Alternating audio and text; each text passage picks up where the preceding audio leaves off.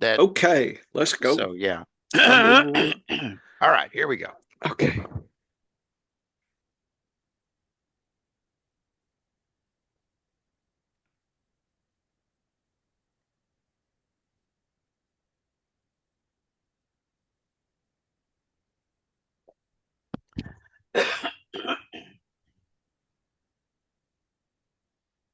How you doing, everybody? This is Dennis Michelson. Welcome to the science of fantasy football. Why the science of fantasy football? Well, you get a meteorologist and a biologist together, and they're going to use a scientific method, and that is sure to make you a smarter fantasy football player. And here's the thing, folks, I don't care if you flunked high school chemistry by blowing up your lab assignments.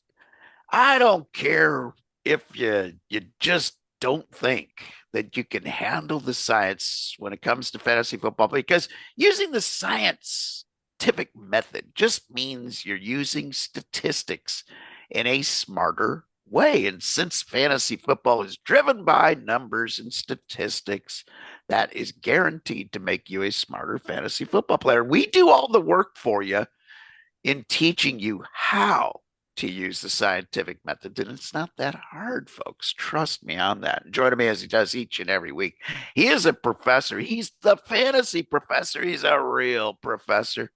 It's John Bush. And John, oh, what a joy of seeing all of the entertaining games we've had so far here on Yeah, this Thanksgiving weekend. it's been 4 games. And, Dennis, I'm reminded, and I know you're going to comment on your Chiefs game.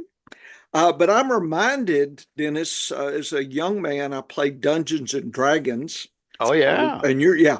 So Yeah. apparently, in fantasy football, there's some of that crossover because you level up with different skills. So apparently, Roger Goodell is at the height of something Oh, yeah. I'm going to call Yeah. script master. He's So got to he be. has mastered the scripts of fantasy football and real football. And so it's something that I'm going to send down to my New Orleans Saints, that for them next year to get on board and start cultivating understanding and dealing with the scripts that are coming out of Vegas, so the fans can be hoodwinked and bamboozled out of their Thanksgiving betting money. And I know that that happened. And Oh, apparently, yeah. Yeah. Goodell, as a script master, gets a taste of the Vegas action. At least that's what some fans are saying. The idea that it was done correctly and the officials were right on target, that's not playing. That version of reality is not playing. They would rather make up a version, and everybody's outraged and cranky. And as a Saints fan, uh, I just enjoy ruckus and controversy as long as it's not with my team. So I'm sitting to the side, but I'm going to try to start being a script master. I want to start leveling up towards being a script master like Roger Goodell apparently is, according to the fans. Yeah, and I got a confession to make today, Professor, because I got curious about this last year because there were so many improbable things that were happening for my Chiefs. Yeah, So the NFL draft over in Detroit. yeah, So I managed to sneak backstage yeah, at the NFL draft, and I grabbed the water bottle yeah, that Roger Goodell had been drinking out of. yeah, Okay, yeah. did some DNA testing. Uh-oh. Okay, sent it to Ancestry DNA. Yeah, Okay, yeah. and so I got this report, and I was amazed when I got this report. I haven't shared it with anybody yet. I gotta Okay. gotta look to make sure there isn't like a little red dot from a sniper rifle coming in the window now, because I might be this might be giving up the secret of the Illuminati of NFL football. Uh-oh. DNA report came back. So then they had to do some snooping, further snooping. Okay. And of course, as a Chiefs fan, lifelong member of Chiefs Nation, you have these opportunities to buy these rare artifacts. Yeah. So I probably shouldn't say this out loud. Stacy will hear how much I spent on the barbershop clippings from Andy Reid, Patrick Mahomes, and Travis Kelsey. Yeah. So it was worth the research, though, right? Had to spend the money. Did the DNA testing. I got a friend of mine works for the FBI. Yeah. Sent all this in, to him and said, "Hey, look, if you can do the testing on the sly, there might be a way to benefit from this." And he's like, "Okay, well, what the hell? We'll do it." Roger Goodell is actually a distant cousin Yeah. of Andy Reid, Travis Kelsey, and Patrick Mahomes. I don't even know how it's possible. Yeah. But DNA testing doesn't lie, Professor. Yeah. So now the question is, maybe the head of officiating is related to this Yeah. whole, Yeah. I'm going to call it the NFL cabal. Yeah. And so it's very obvious. I mean, Yeah. lifelong Chiefs fan, I've seen him, suffered through many, many, many years. It wasn't until Roger Goodell got so powerful that the cabal has been able to come through for the Kansas City Chiefs. And here's the thing, folks. If your team is 3-14, it wouldn't matter. The cabal could not help you. But if your team is good enough to play like 10-7, the cabal can make you a 13-4 or 15-2 team. Put the thumb on the scale in key games. I'm still trying to figure out why they called those penalties against the Chiefs in that Buffalo game. I'm trying to think that wouldn't an undefeated season have been a better script? Undefeated three-peat? Wouldn't that have been like the story of all time for the NFL? Yet maybe the officiating crew in that Buffalo game was a rogue crew that weren't knowledgeable of the script. I might have to do some more research. But anyway, Professor, yeah, it's been a good weekend of football. But here's the thing. If all these people are so convinced that it's rigged, why aren't they making money on the Chiefs money line? You could be betting that sucker all day. And here's the best part. You could take the points against them because you know the game's going to be close. But the officials are going to come through for KC in the end. So that's my 2 cents on that. But having watched that game, Yeah. I want to highlight a player who I think might have proven to me in his rookie season that he's worth a first round draft pick in fantasy football next year, and maybe as high as like the 6th or 7th pick in the first round in one quarterback fantasy football next year. Yeah. Brock Bowers. Brock Bowers, with lousy quarterback play, lousy offense play, he's putting up numbers that are better than wide receivers right now. Most rookie wide receivers don't put up the numbers that Brock Bowers has put up. Professor, this kid is 21 years old. He's my tight end one in Dynasty, and it ain't even close. Like, he's so far ahead of everybody else right now as my tight end one in Dynasty fantasy football. He's the best right now, and it ain't even close. So, given the round one thinking, do you think he's worth uh, a back end round one pick for next Oh, year? I mean, oh yeah, yeah, we've yeah. seen Kelsey hit that. I don't know if Gronk ever did, but I know Kelsey, at least at one year, was Yes. going, Yep. 8, 9, 10, close to Yep. the turn. Yep. Yep. And we actually took him, followed by Henry right there as well. Yep. And things have been going pretty good. It could have been better yesterday. I'm greedy. I always want more than I get. But I mean, I don't know his final number, but I'm sure it was pretty good compared to other tight ends that, are going to play this weekend. But Yeah, yeah, he gave you 13 points, PPR points. 13 is right there above median. And, you'll take that and run with it. In other weeks, he's giving you nice points. Oh yeah.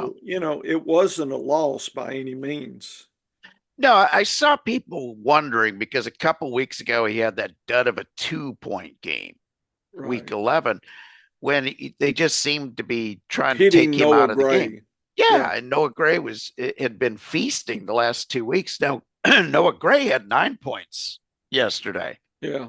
I had a league professor You where played them both? because of injuries at wide receiver and running back, I played one in the tight end and one in this flex. Yeah. And I'll be happy taking 22 points Yeah. off of a tight end and a flex. If I could score 22 points, and last week I did the same thing and got 34 points. And the week before that I did the same thing and I got 20 points. So the last 3 weeks I've played Noah Gray and Kelsey on that same team. I've had over 20 points between my tight end and my last flex. That's not going to kill you. No. And so that's another strategy angle that I've got to look at because these tight ends are becoming like an extra wide receiver, like a slot wide receiver rather than a real tight end. But Brock Bowers, he's putting up numbers, Professor. He had 30 points yesterday. He now has 2 30-point games as a rookie tight end and 3 games over 20. That's insane. His worst game all season, 5 points. His next 2 worst games, 7 and 7.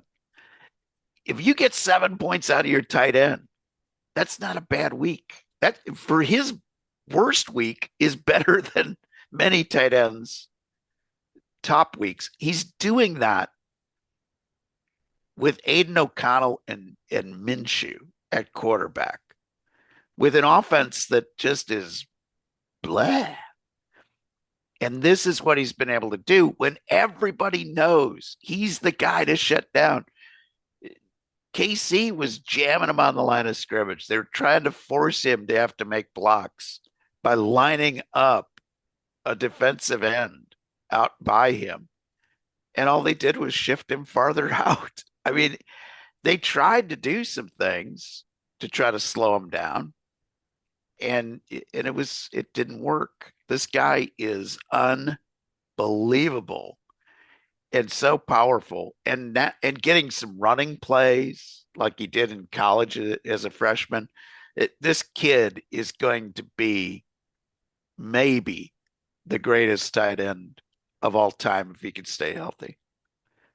There's nothing that this kid can't do. He's just like a large wide receiver. That's how fast he is. And so when when I look at a game, when I'm watching a game and I'm like, why can't they stop this guy? Now, the Chiefs have been notorious this year of not being able to stop tight ends. So it's not a surprise that he had a big number on them.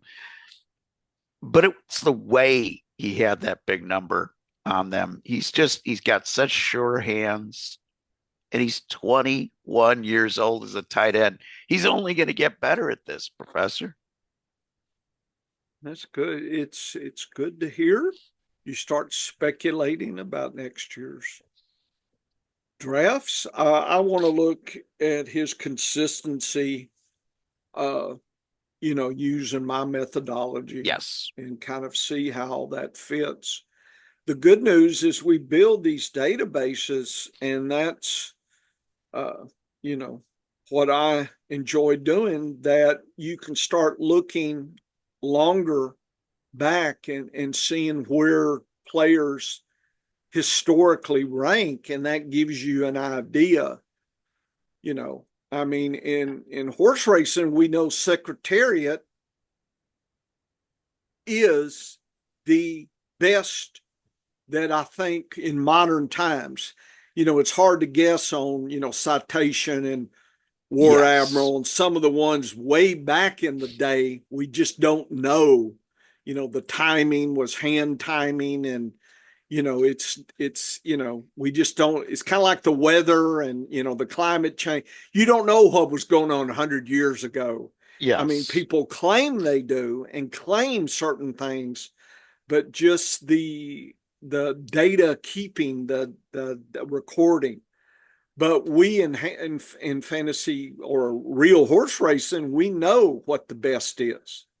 And Yes. so building these databases, and that's why I think, I'll again say that the fans listening, the few that listen, thank you, should build your own database.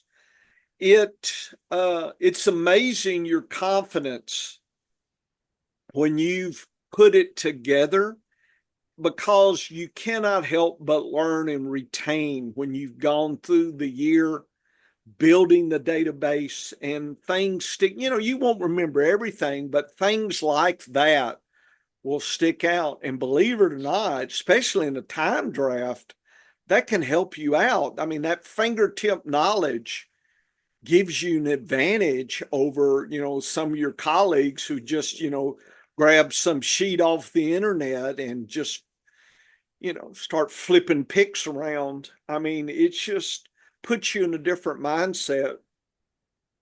And so I suggest building your own database, learning Excel off season, folks. Oh, If you're yeah. out of it, start learning how to do Excel, learn how to do some simple stats, pivot tables, these kind of things, build your data, and just start seeing what happened last year, looking at your team, checking your diary.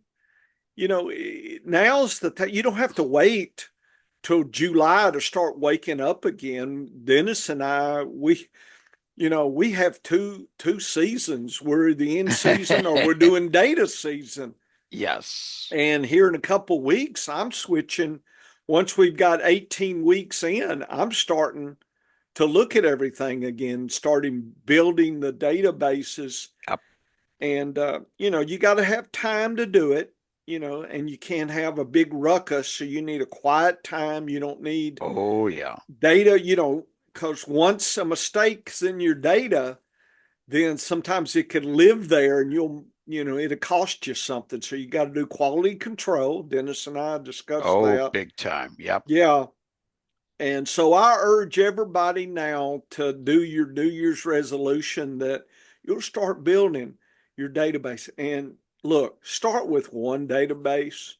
And maybe if you just don't have a lot of time, maybe just start with tight ends or running back. Just start this year doing something, and you'll start seeing where that's going to help you. And that's what we want, is to, you follow what we're doing, and maybe you'll develop your own technique and whatnot. So that's what we want. I, you know, when I hear on the radio and these people call in and they'll ask, who do I play? Wouldn't you like to already know who you should play? Or at least have a pretty good idea of the floor ceiling, the probability, just kind of have that in your mind, so you kind of have a good idea. look, Dennis and I never, uh, how to say, I don't ever get so proud that I don't text Dennis and try to get his brain about, if I've got a tough, call, right? It's usually two players. I've seemed to be almost together, and you have to break ties. But that's advanced, right? A lot of the calls are going to be pretty easy, folks. The tough calls are out there, but start with a database. Let's make 2025 a year of you building your database and starting to learn that. There are uh, free Excel lessons on YouTube and stuff. Start practicing. And once you build your database, you could start then adding skills like, okay, how do I do linear regression? How do I do, make a figure of the day, bar graphs and scattergrams and box and whisker? How can I start doing that for myself and start thinking? So anyway, I guess I was feeling a preachy. My professor preachiness came out, Dennis. But now's the time, and yeah, if you're still in it, go for it. But if you're kind of out, why not start building your database? We've got some weeks you can already start, and it makes it easier to do. Put a week in every day or every other day. And all of a sudden, in 2 or 3 weeks, you've got the database. Then you can have fun. Okay. So I urge everybody to think about that. Yeah, and that's great advice, Professor, because what I learned over the years, and I tried to do the shortcuts for many years when it came to fantasy football stuff. I'd be looking for what I call the pre-wrap sausages of fantasy football data, because you can find them out there, whether it's year-end points or points per game or even top 12 finishes. Stuff like that's already been prepared for you. But what I learned was as I put all of those different tools together and started using them, my ROI didn't improve. So I know from weather forecasting, if you don't have the right variables going into the forecast, for instance, if I go ahead and I'm trying to make a forecast at 9 in the morning, the new models aren't out yet. So I'm looking at the old weather models. If I just go jump into those weather models without any knowledge of what has happened in the 12 hours since they came out, I'm setting myself up for failure. But if I look and I say, okay, at 7, 8 o'clock this morning, this is what the model said was going to be happening. This is what's really happening. Which model was close? And why was it close? Did it make sense? And that's what I think we lack sometimes when it comes to weather forecasters. I see them just, they put their blinders on. They look at just at the models. They're not looking at the real data. In fantasy football, you have to look at the week by week data, see how these players score their points. And one of the easiest ways to do that, in my opinion, is to build an Excel sheet that records this data so you can sort it in different ways. You can look at it in different ways. I like to have the whole team together so I can see, okay, when their top wide receiver was out, are there any patterns to what the tight end did, what the running backs did, what the other wide receivers are doing, what the quarterback was doing? When he was without his second best wide receiver, did his scoring drop off? And you were talking about records before, Professor, and you're using the horse race analogy. And it blows my mind when I look back at some of the old harness horse races over in Indiana. They've got a hero by the name of Dan Patch. He's the secretariat of harness racing. back in the day at the fairs, he was the one that kicked everybody's butt. This was the early 1900s. He ran a 154 and change for the mile. Nowadays, Professor, the top horses at the Meadowlands at Woodbine Mohawk, they're running 152, 151. They might break 150 on a really fast race. But all the equipment changed. The drivers back then were 200 pounds. You know, the carts were much heavier. The wheels weren't as quick to turn. The nutrition for the horses wasn't the same.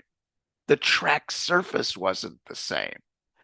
And in fantasy football, that's why you have to look at the last few years worth of data, because the game of football is always evolving. And what we're seeing in the game of football changes from year to year. That's why we have to look at this data. But when I say how great of a rookie season Brock Bowers is having, so his MVP index right now, Professor, is 100. So this is based on all of his games as a rookie, and he's got, 12 data points now. If you look at his history, each year, there's only been an average over the last 6 years, 1.5 tight ends that have been at 100 or higher for the season. If you look at wide receiver, there's only 12. So he's doing something that only 12 wide receivers do every year. And I'm not talking rookie wide receivers. I'm talking about the best wide. Oh, look at the best wide receivers. Only 12 of them hit a number with the MVP index that he's doing. His weekly value, my old Big Ten number, before I figure they'd get me sued, they'd sue me for using it, is 25.8 right now. You know what Travis Kelce's is over the last 2 years? No. 25.6. So the best tight end that has ever been has a weekly value that is almost identical to this rookie. And yes, it's only 12 data points. We don't know if he will be able to keep that up. But he's also 21 years old. Professor, when Travis Kelce was 21, he wasn't doing this. He wasn't even out of college yet. So I just look at the potential, the upside for Brock Bowers. And yes, the Raiders could be a whole different team next year. But I'll bet on that right now. I'm impressed with what this kid has done. He has done something that I didn't expect to see out of him. I was kind of high on Brock Bowers. I was taking him late in the first round in rookie drafts in Dynasty. But I didn't expect him to be this great this fast.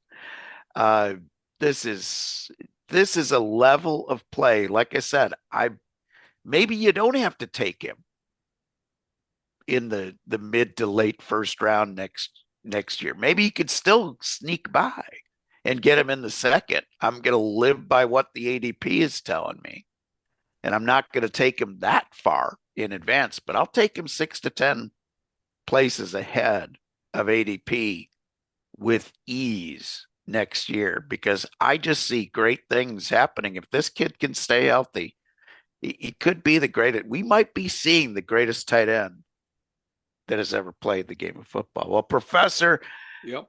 I have been a big fan this year of your power rankings and your efficiency data. Yep. So why don't you take folks through that? And for folks just listening to the audio version of this, there's a video version where you can see the data Yeah, as well. and I'll have it posted up here, the latest information. I posted the first four games, already, and we looked at that. Uh, so for this week only, so I give you uh, a look at just this week, and I call it the power rankings based on the metrics. And then I look at the efficiency data, which is the last 3 weeks. And so I like to see a little bit broader scale with the efficiency versus just this week. And the actual, and I don't know quite how to, to weight this. A lot of times we have multiple variables, in multiple regression, you apply a different factor to each variable, and you kind of, how much, cayenne do you add in your gumbo? I mean, people, it's just variable. And so that's part of the secret. Once you get your data, you still have to learn the way it, and that's part of being a data scientist, a data analysis. And people say, well, you guys seem at ease with data. That's because we've been doing it for so long, right? When you go to school for climatology or go to school for biology, I've been training since I started my zoology journey in 1977, Dennis, and I was looking at it at the whole animal. We used to get the jar of critters, and every week we pull a crawfish or a shrimp, or we'd pull a worm or something out of the jar of critters, and we'd figure it all out, learn all the parts of it, what they did, structure, function, everything. And I don't know how these days in our school we don't do the jar of critters, but used to have to go to the bookstore in 1977, go and you bought your jar of critters for $2 or $3. And and it's interesting because it had formaldehyde. You could imagine the safety. They couldn't do that now just because of safety, because every once in a while some student would drop the jar, and Oh, then you'd have formaldehyde. They'd have to had fans, and they already had a lot of fans because they'd already dealt with that. So they would fumigate the bookstore. But we'd have a jar of critters, and you'd have a little locker in the zoology lab, and every week you'd pull out a different animal. But how to weigh all the variables and put it together for a complete understanding. I call that landscape thinking. Okay, when you in biology we have the ecosystem, right? You understand the weather, right? The soil, the temperatures, the different animals, the plant life, the animal life, the bacteria in the soil, the nematodes. And in agriculture, I know dentists, those farmers, they are very applied landscape. oh yeah. It's not a guess when they're planting certain crops, certain places, certain times, and it's people just when I went to Canton to the expo, the fantasy football expo, everybody should go. We'd pass these cornfields, and I would think about, now, how did they orientate the field? In other words, sometimes the rows were, parallel to the road, or sometimes they were, I guess, uh, what's the word? Vertical Perpendicular. to, perpendicular Perpendicular. to the road.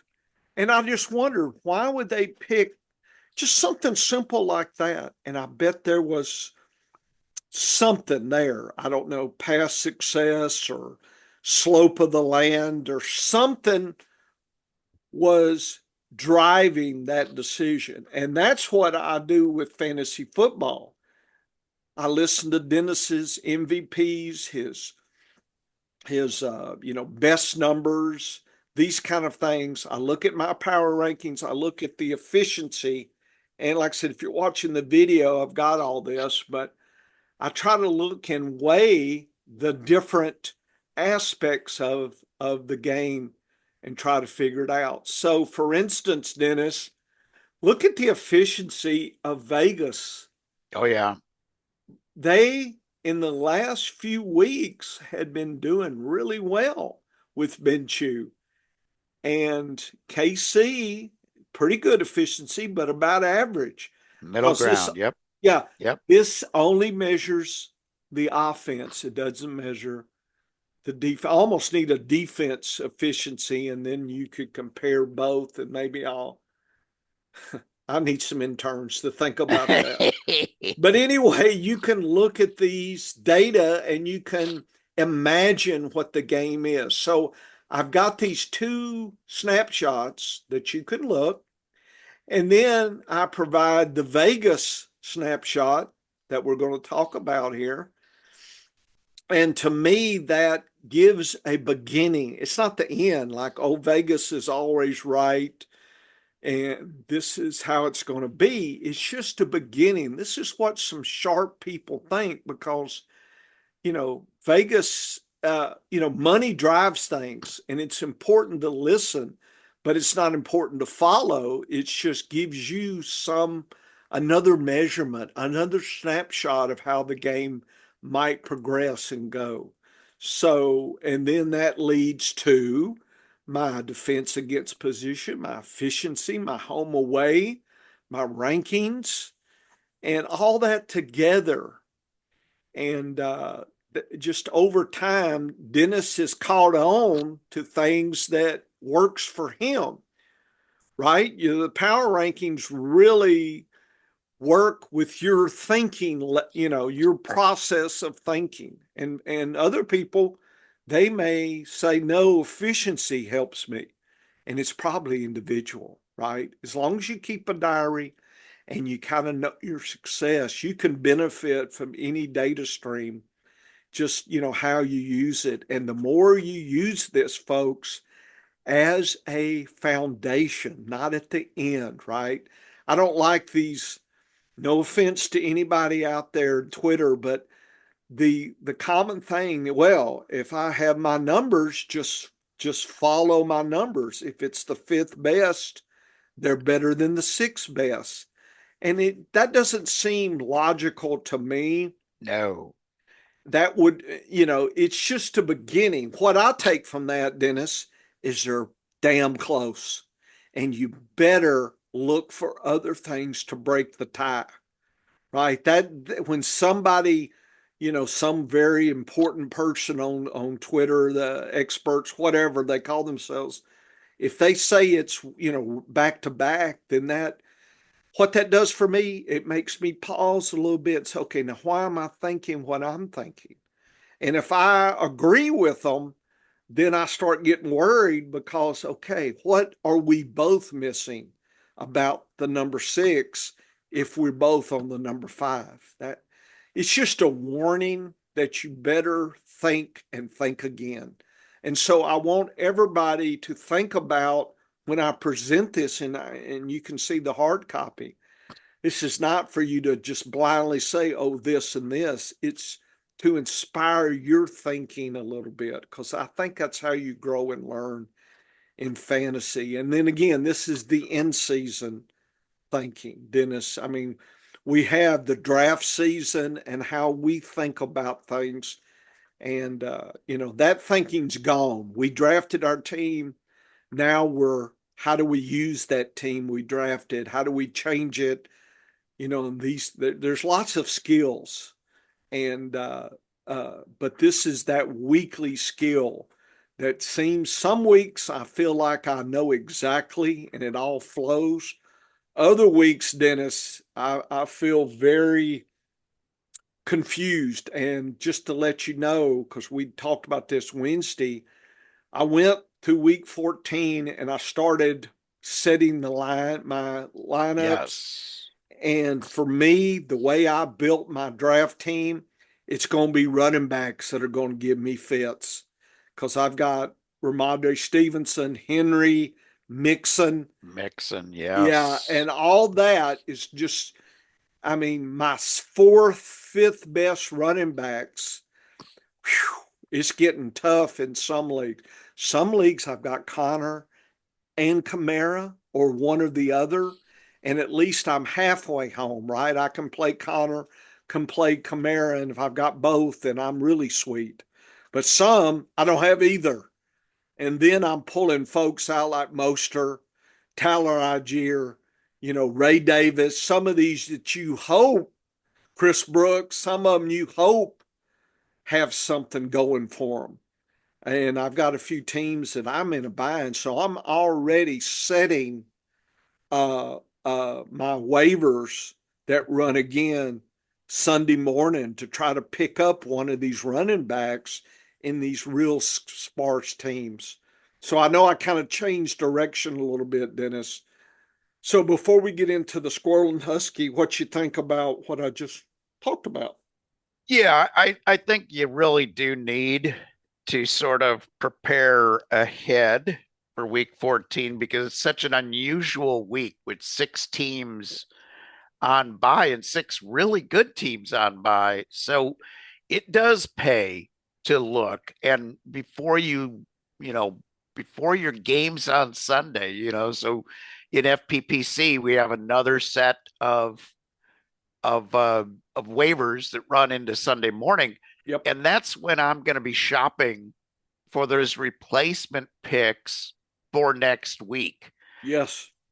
But I've already started the process of my roster to be in that position to avoid those issues. And by what I mean by that is as guys go off my roster, as they get hurt, and this is redraft, okay? This isn't you just stash them in IR and grab another guy like you do in deep roster dynasty.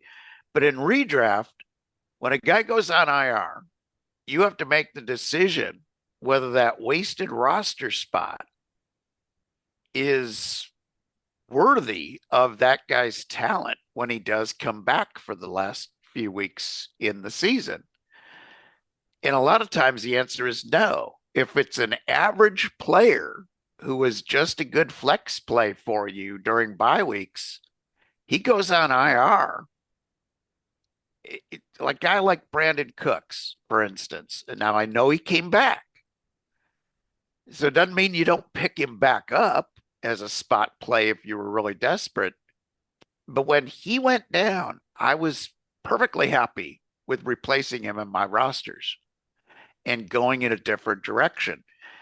As I do that during the season, I'm shooting for home runs. I'm shooting for our chaos running back theory where okay, what happens if the starter goes down? As I get closer to the Bimageddons of week 12 and week 14, I shift that a little bit.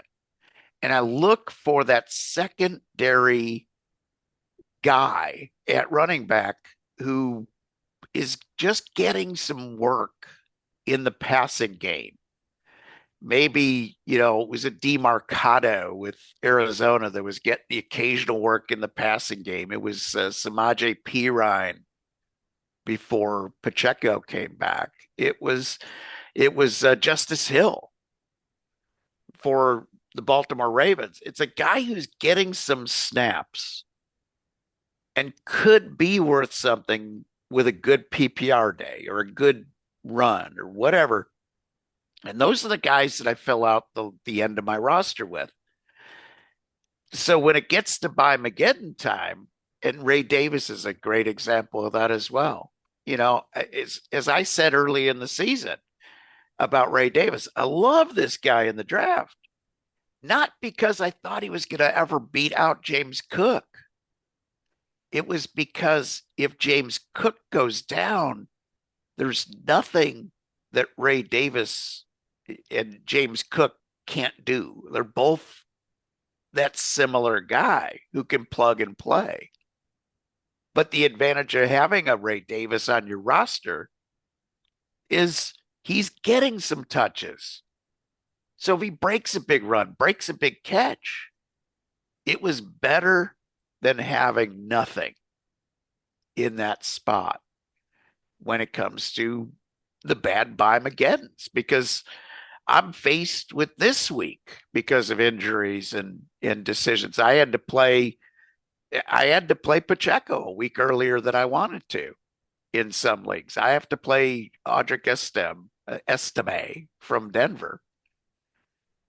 So you had to make those pivot decisions, and it's going to be worse next week. So tonight, set your, before you get into the Sunday games, look at your roster, see what you can pick up, or at least make notes of who you can pick up for waivers next week, because you're going to probably have some holes on your team that are going to need filling. And when you're doing that, when you're filling those guys, also take a peek to what their playoff weeks might be like.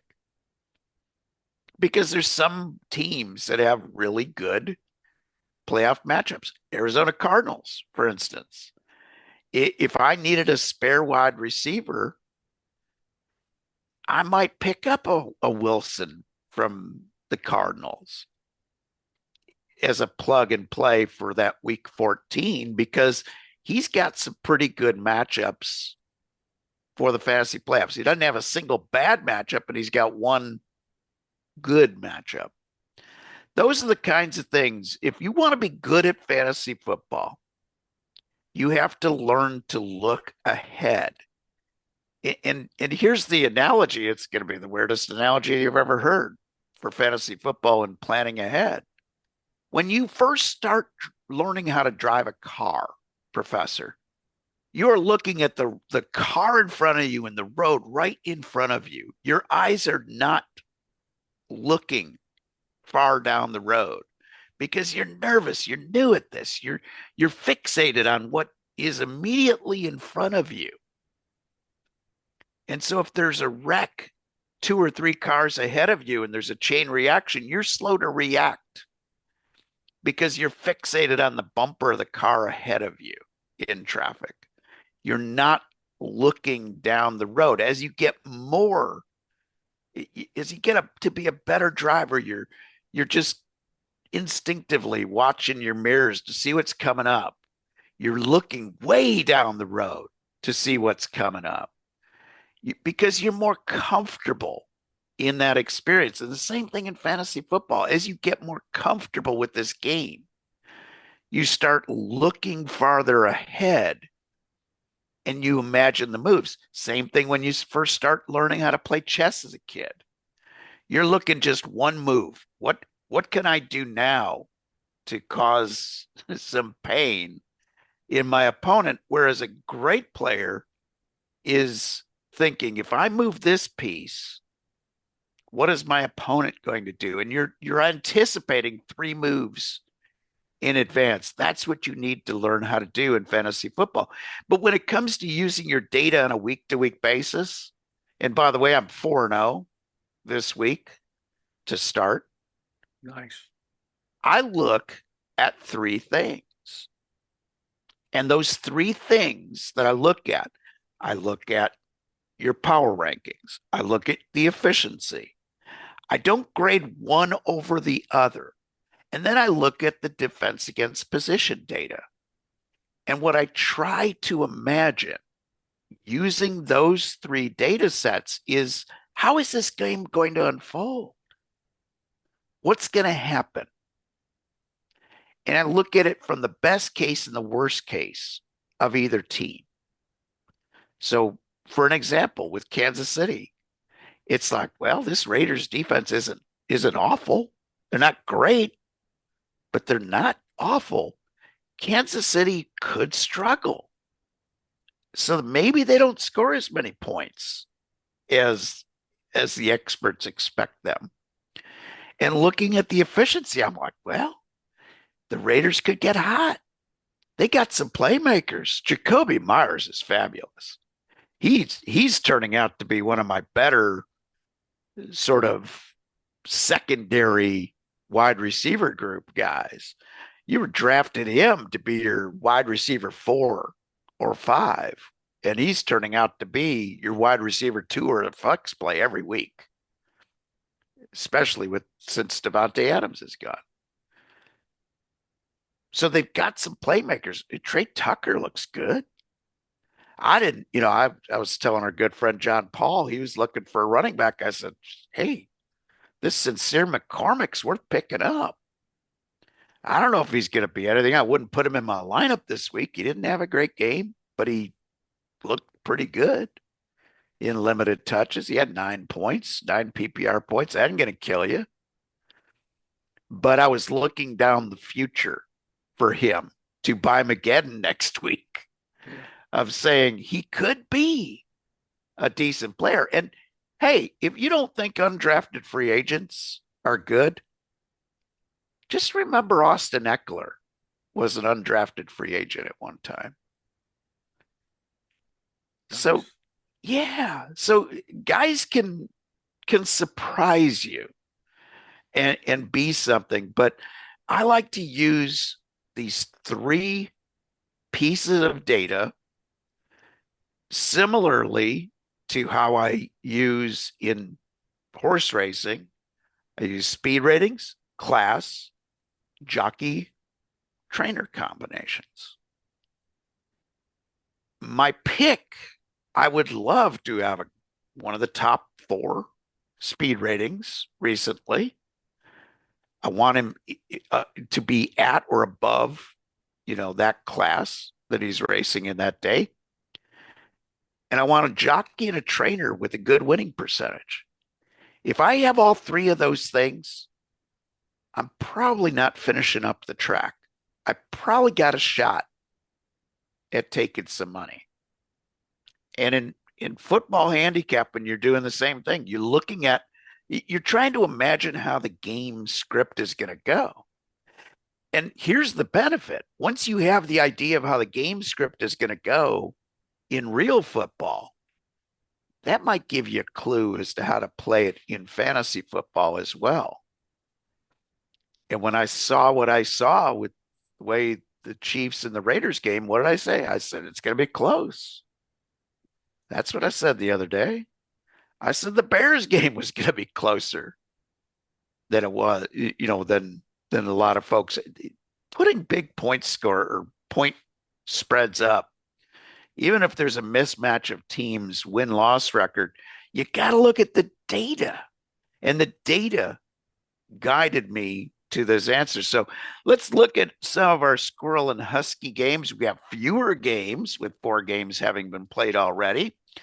But the squirreliest of the squirrels this week, Seattle and the New York Jets. So to let you know, the Vegas right now, this morning, the site I use had them as a pick 'em, but previously they had Seattle over the Jets by 1. So I just kept that there just as a placeholder, knowing that that it's closer still. But it's 41 points, 21-19, so it's a pick 'em basically. And to me, folks, -1 is a pick 'em, right? -2's probably a pick 'em. -3 starts getting a little bit to the to the favorite. But -10, boy, you got to really imagine some really amazing things for a favorite to lose. Notice I didn't say spread. I just said to lose on the money line, if it's got a -10, right, Dennis? So Right. that's how but I'm seeing this game as, okay, we're going to have to get deep here. But in some ways, just coming in knowing that that inspires me that maybe some of the depth players could have, some action, in some ways. I don't think it's just in a -10 game. I always think, well, the favorites depth players are where to look. I wouldn't look at the dogs depth players. But with this situation, it doesn't exclude to me anybody that seems to make a logical sense. And that's the level that I stop at. I don't go to try to pick. Notice I hadn't picked those players. This is kind of the suggestion of nothing seems out of bounds for a game like Seattle Jets, other than it's not going to be probably, it's hard to imagine a running back or wide receiver getting multiple touchdowns. Not impossible, but it's almost seeing like, a few players get a touchdown apiece kind of concept. So anyway, to the DAPS then, Seattle faces an overall tough Jets. The Jets are really rough against Seattle's tight ends and wide receivers. I mean, we're talking Metcalf and JSN. So that just means they're going to have to really, really earn their biscuits today. I wouldn't play the Seattle D here. Be careful of the kicker. The running back seems to be where there could be an option. And this is another one of these where the DAPs say the quarterback is okay, but the wide receiver's tough. So I need to spend some more time to see the outcome of that. Sometimes we'll see the opposite: tough quarterback, above average wide receiver. So I'm not quite sure what that means, but it seems to me I wouldn't take any multiple touchdown props for Seattle's wide receivers, and I might not pay the tight end, Barner or Fant or whoever's active. I don't know if Fant's been called out. But the running back, okay, Walker, okay. If I have Walker, I'm not scared to play. Okay. The Jets, on the other hand, play them all. Maybe the kicker not, but play them all. So again, the 41 seems to limit the multiple touchdown, but it seems like if Breece Hall is active, you play him. You play the wide receivers. Nobody's out of bounds at this point here, and Rodgers could have an okay game. Seattle has been declining recently in last 3-game efficiency, a third less efficient than the Jets. So the Jets have been putting more points and yards per second than Seattle in the recent 3 games. Seattle loves to be away, Dennis. Guess what? They're away. In a way, they really pass a lot, 13% higher passing away. But the Jets DAP says that kind of goes against that tendency. So they tend to run 6% less, pass 13% more. That's exactly opposite what the Jets defense is given. So I think they're going to be a little confounded, and they're declining. The Jets love home or away, but in home, they 21% more rushing, passing, a little bit less. So it looks like the Jets are going to be the most dynamic team. And so this pick'em concept seems, again, logical based on the DAPs I'm seeing, the home away splits, the efficiency. I could see the Jets winning this game as well. I would not bet the money line or the spread. And the over under, I'm not betting this game. Now for redraft, I'm playing my studs, right? I mean, you're not sitting Metcalf or GSN, JSN, not setting Breece Hall. I'm playing all the studs. I'm just not sure if I'm playing Lockett, for instance, probably not, or any kind of other Conklin for the tight end. He's been kind of weak this year. So that's how I'm seeing this game. It seems to be more murky than anything. I'm not clarified, Dennis, other than playing the logical stud players. Yeah, that's great advice. The weird thing about the Jets defense is if you look at the defense against position data, they're not giving up a lot of touchdowns to wide receivers. And I think that's why they're coming up as tough. But they're giving up boatloads of yardage and they're giving up a lot of points. 6 of the last 7 games, they've given up 23 or more points. That's a lot of points for a supposed good defense. It's like they're finding ways to lose games. Of course, they've lost 6 of the last 7 Yeah. as well, and actually they've lost 7 out of the last 8. So I look for Seattle to win this one, but I agree. I look at this game and I'm like, man, I don't know if I could bet this one with your money, Professor. I could see both sides of this turning out. And people say, well, of course, it's a pick 'em 1 point game. Of course, you could see both sides. No, sometimes Vegas odds, I look at it and I say, man, this game I think should be more lopsided or should be closer. In this one, I'm like, yeah, it's going to come down to whoever screws up the last time. One thing I would bet in this game though is the over.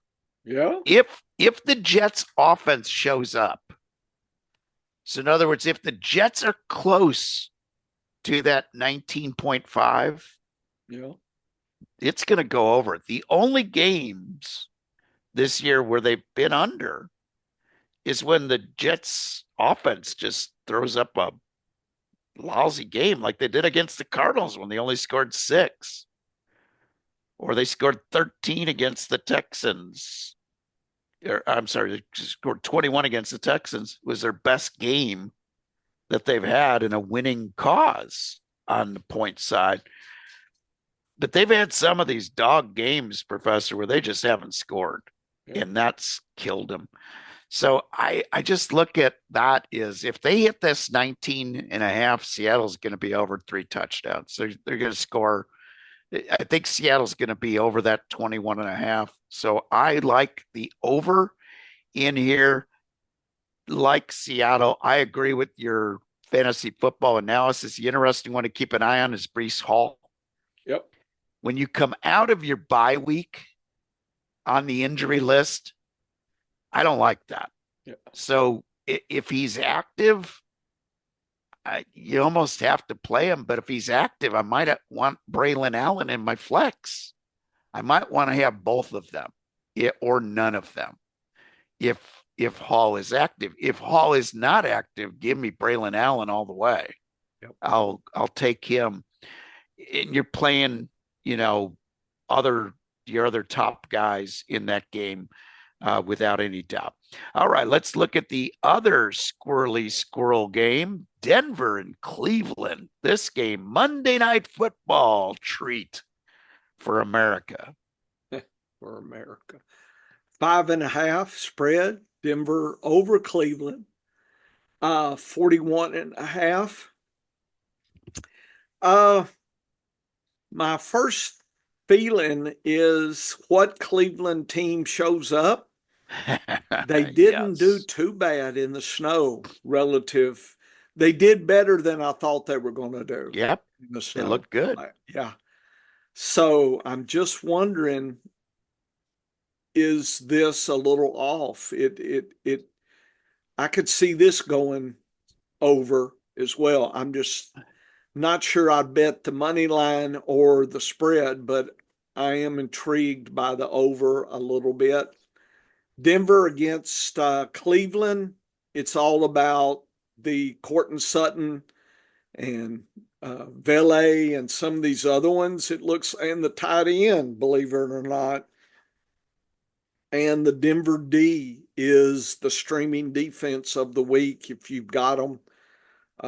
It's, they're pretty squirreled away by now, so it's probably hard to pick them up. The kicker, I don't know. This is at home.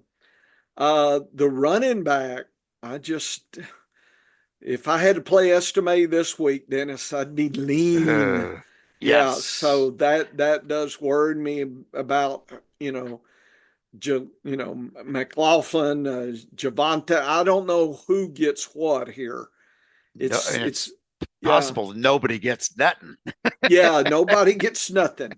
So Cleveland, on the other hand, Winston's going to have to pull more snow-like miracles out for this game, being away. The tight end, Njoku's going to have to earn his biscuits. Winston's going to have to earn. I do see a little light for the running back and the wide receivers a little bit. I hope Tillman can practice, but I don't think he practiced Friday, so I'm probably leaning to lean him out. I hate the Monday when you've got a mystery Oh, player. tough. Yeah, you better have a second uh, choice to flip for Denver or Jerry Judy or Moore or somebody to flip to, Chubb or somebody to flip to in a flex if you do play Tillman. I'm going to need Tillman next week hard because I already looked at my week 14. He's going to help me fill some patches there on the Bimageddon. So it on paper, the DAPs seem to favor the Denver getting lots of passing touchdowns through their wide receivers, playing Cortland Sutton all day long. Denver, however, is the efficiency has been underwhelming. Their defense has kept them in the game, kind of like KC in some ways. Yep. Their efficiency, you always feel like there's more that could have been done. KC, I felt that every game, Dennis. I Oh, always yeah. look, given the Yep. talent, it's like KC. But again, we're looking at a fantasy lens. They're looking at wins. And so sometimes that's hard to, it confuses the issue. I mean, Denver's happy. They're winning and you know, uh, Bo Nix is just doing everything you wanted him to. In fact, I'm playing him in a few leagues here. That I picked him up early for $1. That was, boy, I was so glad to get him. He's helped me out in some lean weeks here last few weeks. Cleveland, Winston, I picked up as well, and 73% efficiency. They've done well the last three games. And home and away, nobody's really home or away biased, Dennis. Cleveland's away. They tend to rush more, pass less, which is exactly kind of what's on the script. So Chubb may fall in the end zone again. Who knows? Cleveland is improving in efficiency last 3 weeks versus the preceding games. I think Winston is the key to that improvement in efficiency, right? I mean, this doesn't track everything, but anyway, I'm probably I feel like I'm not inhibited by playing anybody, but Tillman worries me, and I'm not sure how much I'm going to trust him Monday night if he does Y- play. Yeah. This one thing I will say about this game is I feel like there will be less Monday night miracles in fantasy football than what we've had in many, many, many weeks because I would be surprised if this reaches 40 points combined with these two teams. I would be I would be less shocked if this game is under 35 than over 45. And that's total game script. Again, this is how I break down a game and analyze it. I look at both teams, if there was an over under on number of 3 and outs in this game, I might take that over because I think we're going to see a lot of field position play. Bo Nix has been terrific, and it'll be well, Bo Nix has been really good. I don't know if terrific is quite there yet, but he's been solid. He hasn't been making a lot of mistakes. And so that'll be the turning point of this game. Can Bo Nix get it done? Because I did not expect to see too many games this year where Denver threw over 40 times. If they want to win this game and score 26 points, they're going to have to throw the ball 45 times. So I'll take the under on this one all day long. I like Cleveland plus the 5.5 in here because I think Winston has changed what they are as an offense. And yeah, I could see him throw 2 touchdowns and throw 3 picks, but I could see him throwing for some good yardage in here. So, as far as advice playing guys, I like Devon Vale and Cortland Sutton as wide receivers in this. As I said, I've got one desperate team at running back where I've got to start Estime, and I'm not liking it. Yeah. And I've probably got a couple of teams where I'll have to start Nick Chubb, and I'm not liking it here because I think this will be a low scoring game. Let's go to our Husky games, and one that is not quite a robust Husky, but an in shape Husky. Let's look at the Rams and the New Orleans Saints. I am excited for this, as you can well imagine. I have some Puka and Cup shares, and so, but as a fan, I don't want them to go off. But as a realist, I know they will. New Orleans has been kind of on the roll lately, so I'm happy about that. Let's see if I can find New Orleans. Here we go. Rams are favored 27-22, 2.5.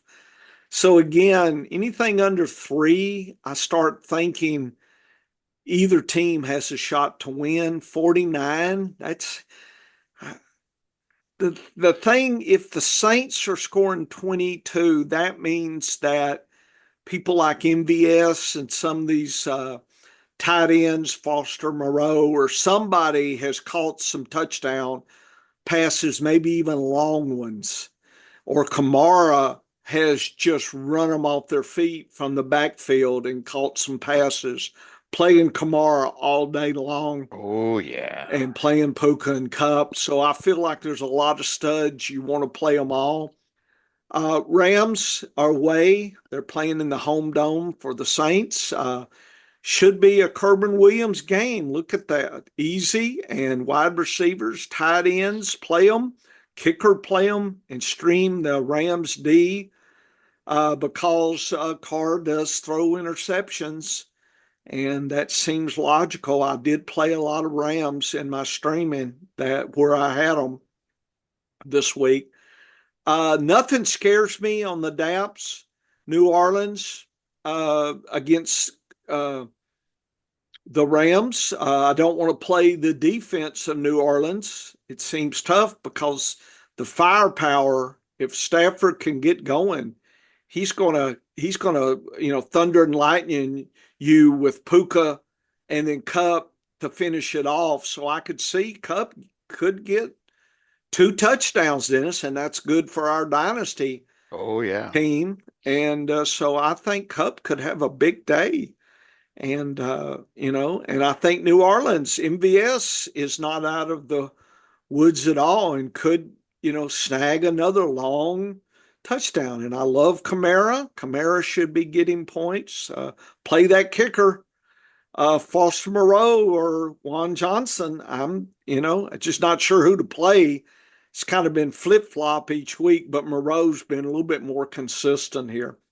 Efficiency-wise, Rams 60, New Orleans 21. They've been declining, and Rams are improving. So it does seem logical that the Rams are favored over the New Orleans, but not by much.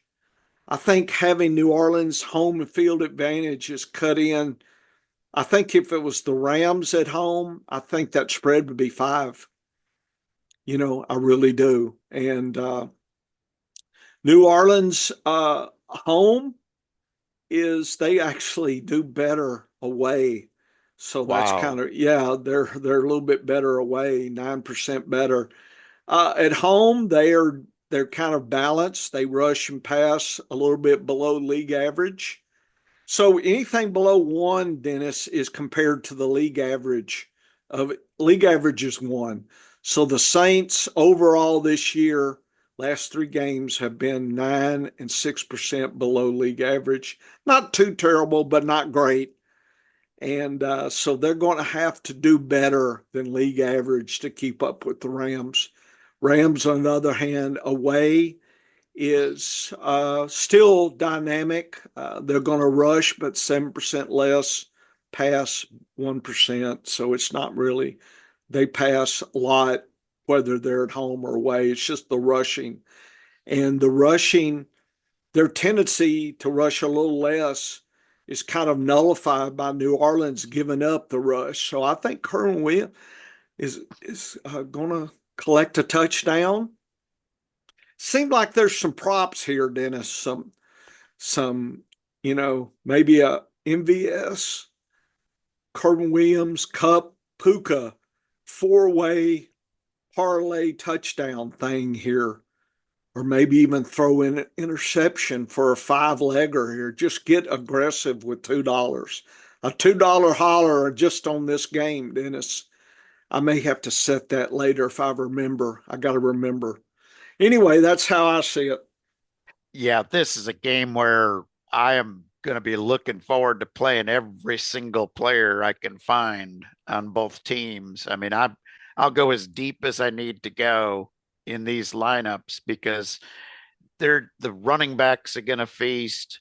I'll play the quarterbacks in spot start. Carr's been really good at times. Stafford's been fine when he gets a good matchup like this with both of his wide receivers in there. Cup and Nakua should feast in here. Taysom Hill for the Saints He's is the a wild must. card for me. He's well, and they're coming off their bye week Yeah. too, Professor. So I think they're going to script him even more plays. Mm, He's been playing a lot at tight end. mm. He's been playing a lot in the backfield. They played him at fullback. I mean, he's lined up everywhere. He's lined up at quarterback. He's taken direct snaps. I just see him getting maybe 15 touches in this thing. And you got to play him if he's on your roster. I like MVS in this game. There's no, there's, the only thing that the Rams have been doing well at times is pass rushing. But when they don't get there, they've been getting gouged for some big plays. And Carr's got the arm to get it deep. Yep. So, yeah, I look for this game to be over. I wouldn't be surprised to see this over 55, in Nice. fact. So, juicy, robust scoring game. And, I don't, yeah, Carr probably turned the ball over, but depending on the scoring rules in your game, I'd be very worried about this one on either defense because I think it's going to be a high scoring game. Let's look at one more robust game. Let's look at Baltimore and Philadelphia. This should be interesting. Yeah. Baltimore's favored 28-22. Spread is 3. That's right on that ledge there of, could this be more of a pick 'em or not? -3. Philly's away. That's why I think if it was at Philly home, it might be even a pick 'em. 51. Vegas thinks it's fireworks. What tricks me about that whole business is Philadelphia's defense says don't play anybody from Baltimore, and we know that's not right, but it just says Baltimore's going to have to pull all the tricks out. Wouldn't stream either defense here. No. Philly, on the other hand, looks like you play them all day long. Everybody in Philly, even the running back, Barkley, come on, versus Henry. I mean, this does look like they both should do well, but it looks like Henry, that Barkley could have a better, if you just went with Daps, Barkley should have an opportunity to do a little better than Henry. But at this point, it's just going to be seeing those guys go against each other. It's amazing how it's been this year. On both those guys have just had very amazing seasons. Baltimore 51 efficiency, Philly 32. Nobody's declining or improving, kind of just staying average. The home away splits doesn't matter. Each one does well. Baltimore tends at home to pass less, rush more. And given the DAPS, I'm not sure they can stick to that. I think they're going to have to use passing to keep Henry going. I don't think Henry's just going to be able to, you know, keep Baltimore going. I think, Jackson's going to have to pass, going to have to run, going to have to keep them all off balance to keep them going. And so Philly could win this game. That's why I don't know if I'm gonna bet the money line here. I think I'm gonna just pass that. Not sure about the over under, but I do like the Philly AJ Brown touchdown. Goddard could get a touchdown. Maybe that's your two-leg parlay there. Maybe a Henry, Barkley, AJ Brown, Goddard. There's your extreme $2 holler four-legger, maybe. And it just seems to be. I'm not scared of the Philly, but probably should be of their defense. Yeah, this game to me is just scripted the wrong way for Baltimore. Baltimore has been just living on that running game. I mean, putting up 200 yards a week rushing seems to be kind of their normal this year. And I don't see them getting away with that against Philadelphia. This Philadelphia defense is the real deal. Last year they were awful.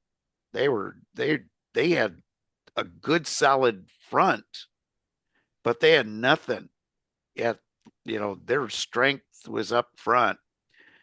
This year they are strong everywhere. They're just getting it done, and they're really a game-changing defense now. So I like Philadelphia +3. I think this is going to be a low-scoring game.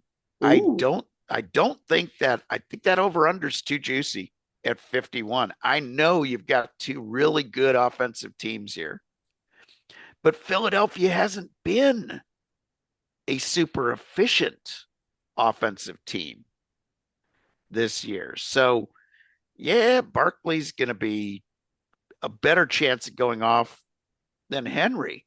Henry needs to get in the end zone for us to be smiling with our fantasy team oh with yeah, Derrick Henry. This is going to be one of his lower scoring games. That doesn't mean you bench him, folks, no, because this Baltimore offense is the real deal, and they can get him in the end zone. You know, he could have one of those stat lines that's embarrassing where he has a total of 50 yards but two touchdowns, that kind of goofy stuff. If they can get Philadelphia, if they can march the ball down, and they've got a shot at scoring those touchdowns. This is a game where we get to see if Lamar Jackson is really the MVP of the league. This is the toughest defense that he'll face, and it'll be interesting to see how he does against the tough defenses. Here's what's got me with Baltimore this year. is when they go up against a great defense. And first of all, the closest comparison of this game for Baltimore Yeah. was week 1 when they played the Chiefs. 47-point total, and they scored 20 and lost the game to a really tough Chiefs defense. That's what I see this game as being: mid 40s, upper 40s points wise. It's going to be, you know, a turnover here, a turnover there might be the ticket. But this team, Baltimore's been just weird this year. You go out and you stomp the Bills, absolutely stomp the Bills, but you've also lost to the Raiders. Yeah. It's just, if you can figure this team, and they lost to the Browns. So if you can figure this team out, uh, God love you. I mean, they lost to the Steelers in a low scoring game. There was only 34 points scored in that game. So when they played a tough defense, the toughest defenses that they've faced have been the Steelers and the Chiefs, and they lost both of those games. So I look at this being Philadelphia wins, saddles Baltimore with their 5th loss of the season. This Baltimore defense has not been good. And I think Philadelphia will find a way to score against this defense, but Philadelphia's efficiency has not been great. So No. they've found a way to keep themselves out of the end zone. Even their kicker's having an off year, missing some kicks. So it's not been a pretty, everybody talks about the Chiefs being an ugly, 11-1 team. If there is such a thing, Philadelphia is 9-2, and their offense, with all these great pieces, this has not been a great year for Hurts at quarterback. He's not sucking, but he's not the big difference maker. So I still think that defense, I would ride the defense for the win. So I take the +3. I'll take the money line. You're getting +140 on Philadelphia. You probably won't get +140 on them the rest of the year. So you have an So opportunity this year. yeah, I mean, this yeah. game. This week is a game that I would take, and I'd take the under here. Yes, there's going to be scoring. It's not going to be, when I say under, it's because it's 51. I Yeah. think it'll be in the 40s, and I think there's an opportunity in this game. Well, before we wrap up, Professor, just want to give an update. Look out for Sunday Night Football, that 49ers Bills game.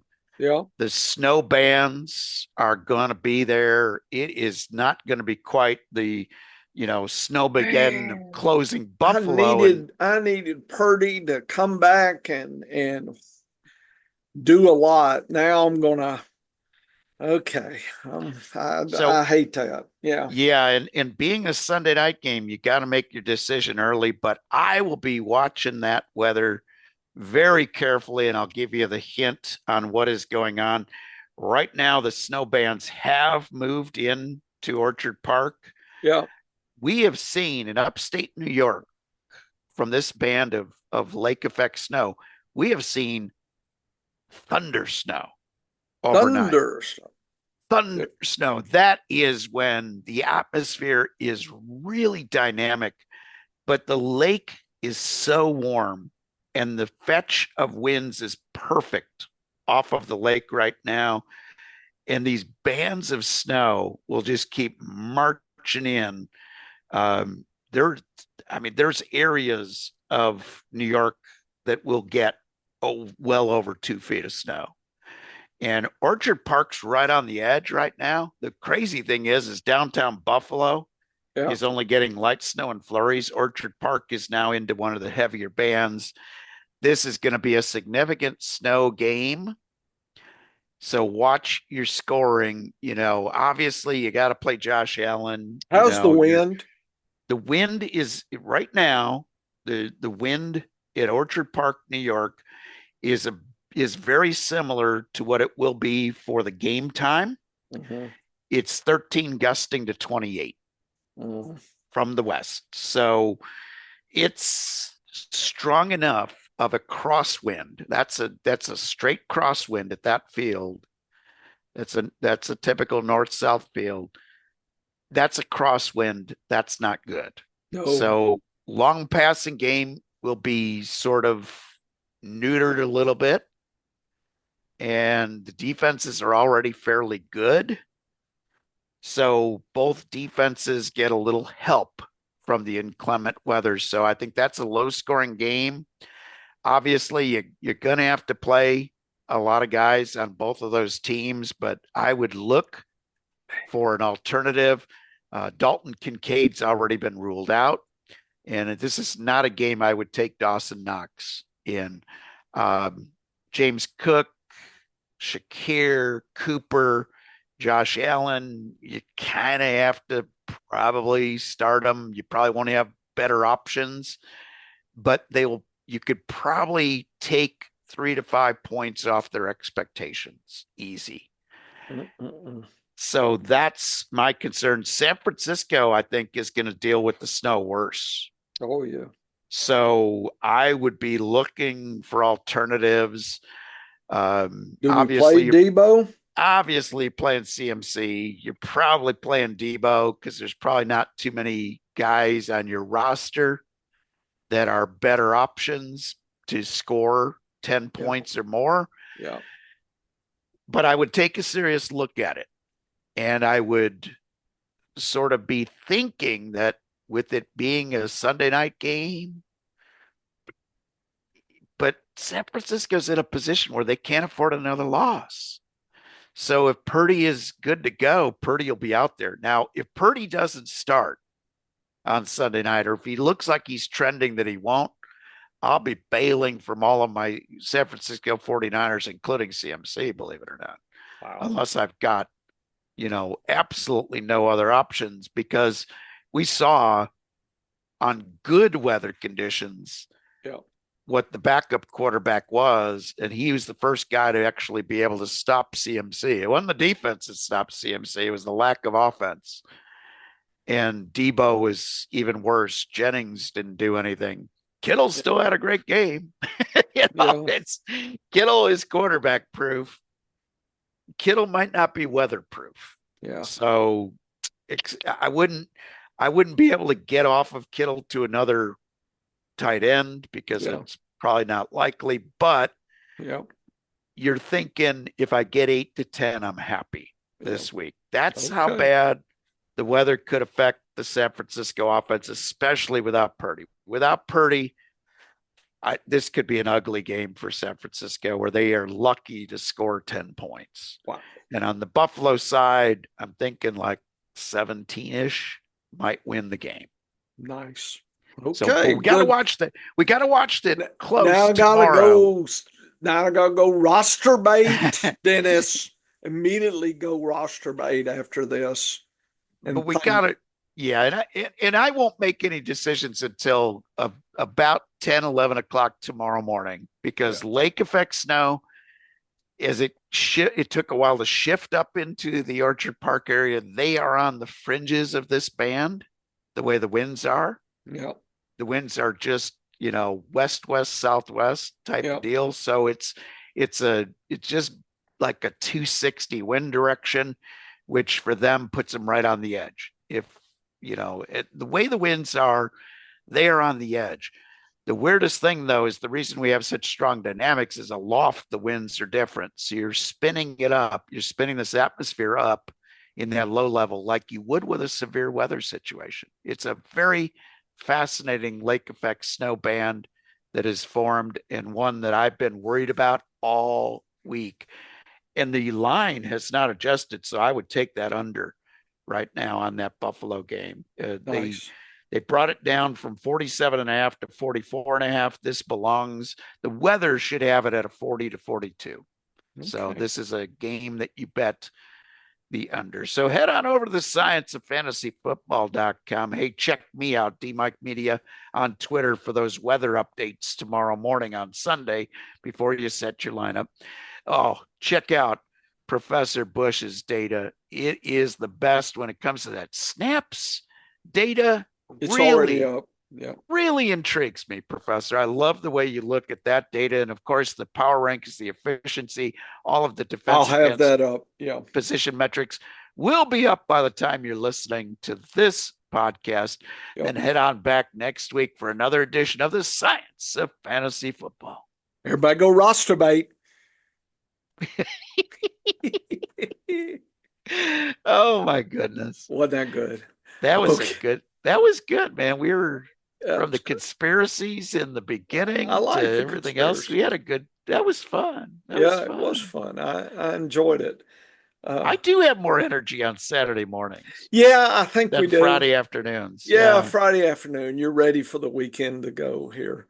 And I'm still living off the turkey and casseroles and whatnot. My daughter made some homemade pumpkin pie, so she gets a little stingy. She makes the pie, but she likes to, doesn't like when I get, I do a double decker pie sandwich. Oh, wow. Pie on top of pie. That gets her going. She gets angry at that. But anyway. Stacy just chimed in that she usually doesn't like the Saturday morning podcast because she loves listening to us in the background on Fridays. Oh yeah. Yeah, that's good. She's such a sweetheart. The only thing, her judgment of picking you, I don't know. Sometimes I wonder, so, you're just so, crazy. so the professor, You're like your icon. You're crazy. so the professor says that the only thing he questions about you is your choice in men. Yeah. Yeah. Yeah. Depends on the day. Dennis, I know you're a good guy most But time, but but see, I'm an improvement over the past. So she's yeah. getting better. Yeah, but I think, So when if so you're when I'm bad, I when I'm think gone, she'll actually you're really bad. I think so. I think so. yeah. Yeah. So but I know that too. But the dynamic where, Dennis, having dealt with a lawyer for all oh my yeah. life, Yeah. but sometimes it's good to kind of crank them up a little bit, kind of heat them up and then cool them down. My dog even agrees. You gotta Oh, flip the pancake to get it done on both sides. I will say this is I know from having lawyers as friends and family members, Uh, you don't win a lot of arguments, do you? no, You don't no, win a lot of arguments because no. she can just dissect stuff. Yeah, yeah, like a little It's bug on my dissection tray. yeah, I would be a little worried about that one Yeah, because that's dangerous. That's yeah, a it is dangerous dangerous. level of Yeah, yeah. Sound like she's cranking up, Dennis. there she's got a point there. She's got a point. So in my media coaching days Yeah, of young race car drivers especially, yeah. so what I would do is once they were ready to graduate from my little tutorial on how to talk, I would I would bait them. I would, and they didn't know that it was coming. I didn't tell them, okay, we're going to work on how you deal with bad interviews. So they were always used to me being in such a good mood. I'd be a stern teacher, but I was fun. And in the beginning, I'd get them loosened up usually by, hey, how's it going? How was it? Tell me about last week, before we started recording an interview. And I'd get them in a good mood and all that. Well, on the last few lessons that I had was basically on my little list of lesson planning, it was how to deal with assholes. And so so I didn't tell them what was coming. So we would connect for the call and it'd be like, well, let's get to work. And I'd be really stern. and what I would do is I would just give them attitude right from the beginning. I'd try to get them pissed off. And if I saw their race the week before, I saw something about, I was like, I don't know, how the hell did you finish 17th in a field like that week of a field? You were 17th last week, man, you sucked. And I would just pester them. I'd like, oh, okay, well, let's get this going. And I'd act like I was interviewing them right after a wreck that they caused.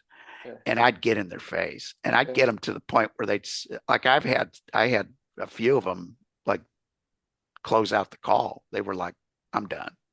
And they'd quit in the middle of the call because I'd be so, and she said, arguing with me is like that, where I'm not one to argue with because she won't win. Yeah, I like it. I like it. But I would be intimidated going up against your wife in an argument. Yeah. I would bow out of that one real quick. Yeah, me too. Me too. Yeah. That's funny. I have. Okay, Dennis, enjoyed it. It was fun as usual. Get the podcast out. I'm gonna Yep. stop recording here. We're probably gonna get in trouble now. Oh, yeah. We got evidence against me here. Let me shut. You might need to edit that Yeah, I do video. need to edit that out. Okay, let me shut that down.